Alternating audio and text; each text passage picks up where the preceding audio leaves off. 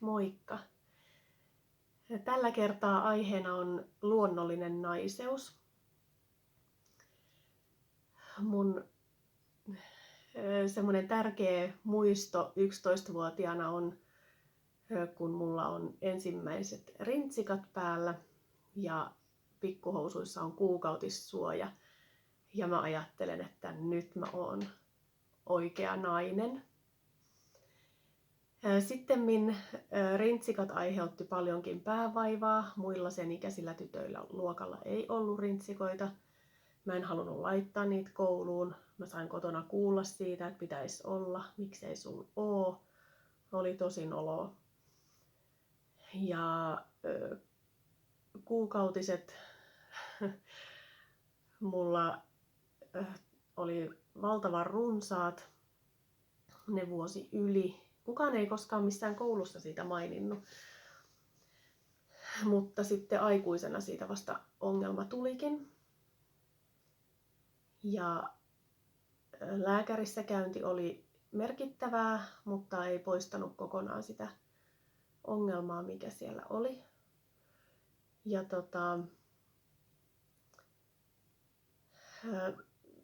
mulle sellaisia tärkeitä muutoksen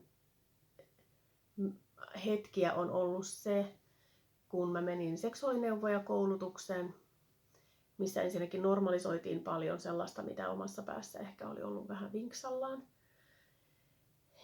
Mutta myös se, että siellä luettiin kirjoja. Ja mulle ihan avainasemassa oli Mary Mortin Lumoava nainen, jossa hän selittää kuukautisiakin jotenkin niin ihanan luonnollisena ja ymmärrettävänä osana naiseutta. Mä siis vihasin mun kuukautisia muun muassa sen takia, että mä en voinut saada lasta. Ja mä vihasin mun bonuslapsia, koska ne oli syy, miksi mä en voinut saada enää lasta. Et mulla on 1 lapsi, mutta olisin toivonut toistakin. Kaikki tää siihen liittyvä tunnetaakka on saanut mut ihan heilahtamaan pois luonnolliselta radalta. Mutta sitten tää kirja avasi mut sille ajatukselle, että ensinnäkin meillä on kemikaaleja ihan valtavasti kaikissa tuotteissa, mitä kaupan hyllyltä saadaan. Siellä saa olla niitä. Se ei ole kiellettyä. Synteettisiä kemikaaleja, jotka vahingoittaa meitä. Tamponeissa ja kuukautissiteissä on tuoksuja, jotka ei ole luonnollisia ja jotka vaikuttaa meihin, kun ne joutuu limakalvoille ja sieltä suoraan verenkiertoon. Ei voi olla vaikuttamatta. Mary Mortin kirja, se rohkaisi mua hankkimaan kuukupin.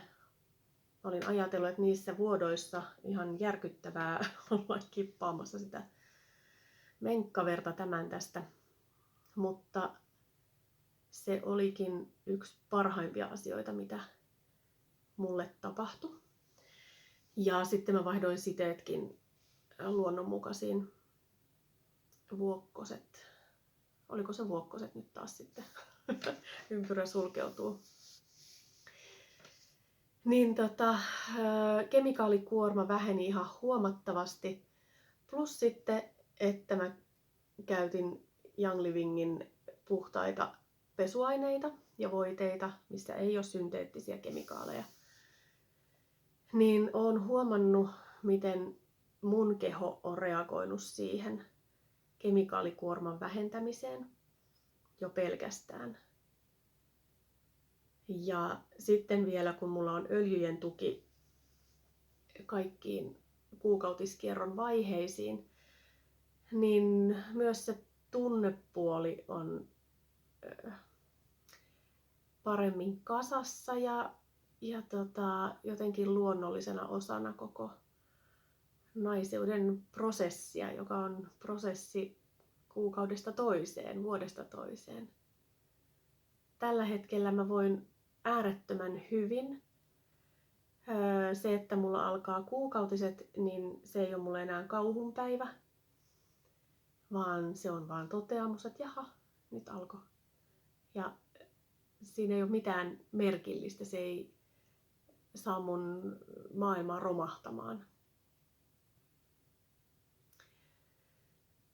Tuossa kirjassa myöskin jaetaan naiseus 4 vaiheeseen, samalla tavalla kuin kuun kierto ja samalla kuin vuoden ajat. Ja musta se on jotenkin kauniisti esitetty, että meillä on se kevät, se on nuoren neidon aikaa, se on energistä aikaa, se on puolensa vetävää, me pystytään mihin vaan, me saadaan apua kaikkeen, mitä me tarvitaan. Ja sitten vaihtuu äitiyteen ja naiseuteen, aikuiseen naiseuteen, mikä on kesä. Ja silloin me tehdään kaikkea ja paljon ja meillä on se luomisvoima hanskassa ja me ollaan rauhassa siinä luomisen tilassa. Me ei tehdä sitä väkisin ja se tapahtuu ja me katsellaan kuinka se tapahtuu.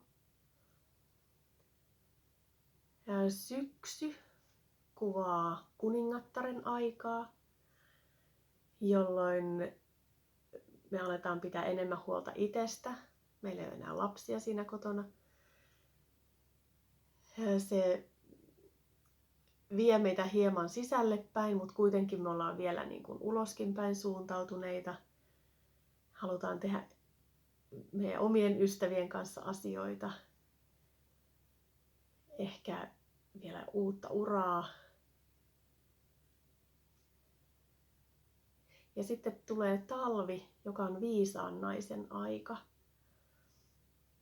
jolloin se henkisyyden ulottuvuus tulee ennen kaikkea esille ja se sisäänpäin kääntyneisyys. Ja nämä samat vaiheet näkyy niin kuin meidän kuukautiskierronkin aikana. Voi ajatella, että ne on kuun vaiheita. Eli se talvi on kuukautisten aika. Me lasketaan se veri ulos meistä ja kevät on kohdun täyttymisen aikaa ja kesä on täyden kohdun aikaa, se on ovulaation aikaa. Ja syksy on PMS-aikaa. Ja mulla on myös sellainen kokemus, että naisen tunteet on jotenkin, niitä pitäisi hallita paremmin ja ne ei saa ryöpytä sillä tavalla, kun ne ryöppyää. Mutta mä oon huomannut näistä kuun vaiheista, että ne vaan menee niin. PMS:ssä harvemmin kukaan on hilpeä ja iloinen ja sinne tänne säntäilevä. Voi olla sinne tänne säntäilevä, mutta ehkä enemmänkin tuskasta ja epämukavasta olosta johtuen. Niin silloin saa olla siinä omassa olossaan. Ei tarvitsisi yrittää olla jotakin muuta. Ja kuukautisten aikana musta olisi ihanaa viettää talviuniaikaa. Musta olisi ihanaa vetää vaan peitto pään yli ja olla miettimättä ketään muuta, yhtään mitään muuta. Että nämä vaiheet kun huomaa, niin sitten tajuaa myöskin, että se kestää vaan hetken Ja sitten kohta se kevät taas koittaa ja sitten meillä on taas sitä virtaa ja elinvoimaa ja halutaan tehdä kaikkea ja pian kukoistetaan ja luodaan. Se kesä on sieltä putkahtanut ihan äkki arvaamatta. Mä itse koen, että miesten maailma on ajanut mua. Mä oon valinnut sen toki.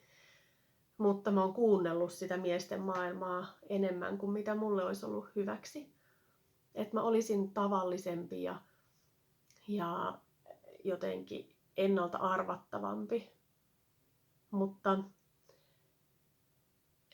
naisena mä saan olla just sellainen kuin mä oon.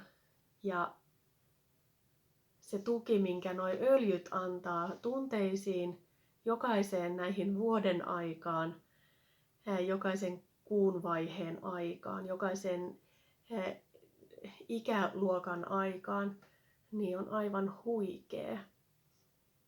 Mä laitan tuohon tekstiin sitten noi öljyt, mitkä mua on auttanut, niin ne on paremmin sieltä katsottavissa sitten, palautettavissa mieleen, jos joku on sellainen, mikä kiinnostaa.